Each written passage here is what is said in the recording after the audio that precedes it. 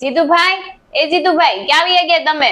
આવો આવો, જય સ્વામિનારાયણ. બોલો બોલો. તમારે મદદની જરૂર પડી છે મને. શું થયું બેન? અરે મેં છે ને 1.5-2 વર્ષથી મેં પૈસા ભેગા કર્યા છે બેંકમાં, પણ કોઈ એમ એટલું બધું વધતા નથી એમાં. હવે મને કઈક એવો રસ્તો બતાવો કે એ પૈસાને હું કઈક ઇન્વેસ્ટ કરી શકું.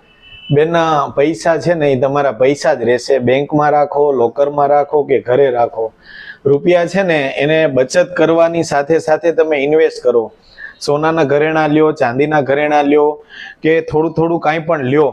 આજે તમે વીટી લેશો, કાલે બુટ્ટી લેશો, લકી લેશો, ચેન લેશો, કોઈ પણ વસ્તુ લેશો સોનાની, એ તમે ધીમે ધીમે ભેગી કરી અને 200-300 ગ્રામ સુધી ભેગું કરશો ને બેન, એના માટે તમારે ભલે 2-4 વર્ષ, 5 વર્ષ કે 10 વર્ષ જતા રહેશે.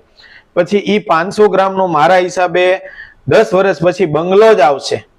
આખું વિચીન તમને કહી દઉં છું કે કાંઈ પણ. અને 200 ગ્રામ ભેગું કરશો તો મકાન આવશે આવશે ને આવશે. કેમ કે સોનાનો ભાવ જ એટલો વધતો જાય છે. તો સોનાની વસ્તુ કોઈ પણ તમે લઈ લ્યો, સોનામાં ઇન્વેસ્ટ કરો. પૈસાની બચત કરવા કરતા તમે સોનામાં ઇન્વેસ્ટ કરો અને એ બચતના રૂપિયાને તમે પછી ક્યાંક ને ક્યાંક લગાડશો અને એ તમારે ફાયદો થશે થશે ને થશે. હા, તો હું હમણાં જ બેંકમાં જાઉં છું અને પૈસા ઉપાડીને તમે ગોલ્ડ મારું તૈયાર રાખો. ઓકે ઓકે બેન, જય સ્વામિનારાયણ.